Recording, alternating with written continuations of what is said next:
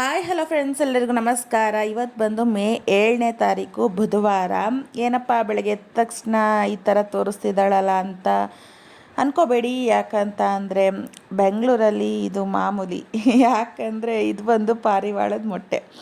ಕಿಟಕಿ ಬಾಗಿಲು ಗಾಳಿಯವ ಆಡಲಿ ಅಂತ ತೆಗೆದಿದ್ರೆ ಈ ಪಾರಿವಾಳಗಳು ಬಂದು ಮೊಟ್ಟೆ ಹಾಕ್ತವೆ. ಅದಕ್ಕೋಸ್ಕರನೇ ಕಿಟಕಿ ಬಾಗಿಲು ತೆಗಿಯೋದಿಲ್ಲ, ಅಷ್ಟಾಗಿ ರೇರು. ಅಡುಗೆ ಮನೇಲಿ ತೆಗೆದ್ರೆ ಅಡುಗೆ ಮನೆಗೆ ಬರುತ್ತೆ, ಬತ್ತಲ ಮನೇಲಿ ತೆಗೆದ್ರೆ ಬತ್ತಲ ಮನೆಗೆ ಬರುತ್ತೆ.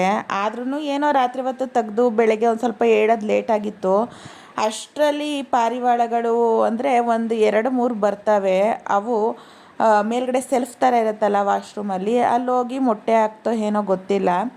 ಸೊ ಅದು ಕೆಳಗಡೆ ಬಿದ್ದು ಫುಲ್ಲು ಮೇಲ್ಗಡೆ ಇಟ್ಟಿದ್ದ ಸಾಮಾನೆಲ್ಲ ಕೆಳಗಡೆ ಚೆಲ್ಲಿ ಈ ರೀತಿ ಆಗಿಬಿಟ್ಟಿತ್ತು. ಅದಕ್ಕೆ ಎದ್ದು ನಾವು ನೋಡುವಷ್ಟರಲ್ಲಿ ಇರುವೆ ಮುತ್ಕೊಂಡು ಫುಲ್ಲು ವಾಶ್ರೂಮ್ ಎಲ್ಲ ಇರುವೆ.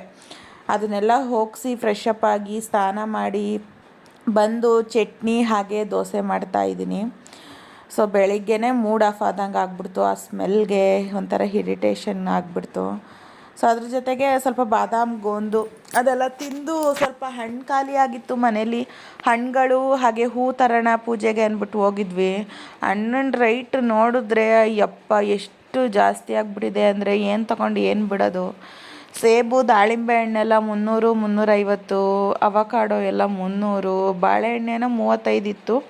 ಸೊ ಹೆಂಗೋ ಸೇಬು ದಾಳಿಂಬೆ ಬಾಳೆಹಣ್ಣು ಜೋಳ ಇದಿಷ್ಟು ತಗೊಂಡು ಅಲ್ಲೇ ಕಬ್ಬಿನ ಜ್ಯೂಸು ಹೊಸ್ದಾಗಿ ಇಟ್ಕೊಂಡಿದ್ರು ಫ್ರೂಟ್ ಶಾಪಲ್ಲೇ. ಒಂದು ಗ್ಲಾಸ್ಗೆ 15 ರೂಪಾಯಿ. ಸಿಸ್ಟಮ್ ಚೆನ್ನಾಗಿತ್ತು. ಸೊ ಇಬ್ಬರು ಒಂದೊಂದು ಗ್ಲಾಸ್ ತಗೊಂಡು ಕುಡಿದ್ವಿ. ಈ ಫ್ರೂಟ್ಸ್ ಜ್ಯೂಸ್ ಎಲ್ಲ ಸಕ್ಕರೆ ಆ್ಯಡ್ ಮಾಡಿರ್ತಾರೆ, ಹಾಲು ಆ್ಯಡ್ ಮಾಡಿರ್ತಾರೆ, ಸ್ವಲ್ಪ ಫ್ರೂಟ್ಸ್ ಹಾಕ್ತಾರೆ ಅಂತ ಅನ್ನೋವ್ರಿಗೆ ಒಂದು 15 ದಿನಕ್ಕೆ ಒಂದು ಸಾರಿ ಈ ಥರ ಕಬ್ಬಿನ ಜ್ಯೂಸ್ ಕುಡಿದ್ರೆ ಕಬ್ಬಿಣದ ಅಂಶ ಜಾಸ್ತಿ ಸಿಗುತ್ತೆ, ದೇಹಕ್ಕೂ ಒಳ್ಳೆಯದು, ಒಳ್ಳೆ ವಿಟಮಿನ್ಸ್ಗಳು ಇರುತ್ತೆ. ಸೊ ಬರಬೇಕಿದ್ರೆ ದೇವ್ರ ದರ್ಶನ ಮಾಡ್ಕೊಂಡು ಅಲ್ಲಿಂದ ಬಂದು 1 ಗಂಟೆ ಆಗಿಬಿಟ್ಟಿತ್ತು. ಅಡುಗೆ ಮಾಡೋಣ ಅಂತ ಎಲ್ಲ ರೆಡಿ ಮಾಡಿಕೊಂಡೆ. ಸೊ ಪಾಲಕ್ ಸೊಪ್ಪು ಪಲ್ಯ ಮಾಡ್ಕೊಬಿಡೋಣ ಅಂತ ಸಿಂಪಲ್ಲಾಗಿ ಎಣ್ಣೆ ಈರುಳ್ಳಿ ಹಾಗೆ ಪಾಲಕ್ ಸ್ವಲ್ಪ ಉಪ್ಪು ಹಾಕ್ಬಿಟ್ರೆ ರೆಡಿ ಆಗಿಬಿಡತ್ತೆ.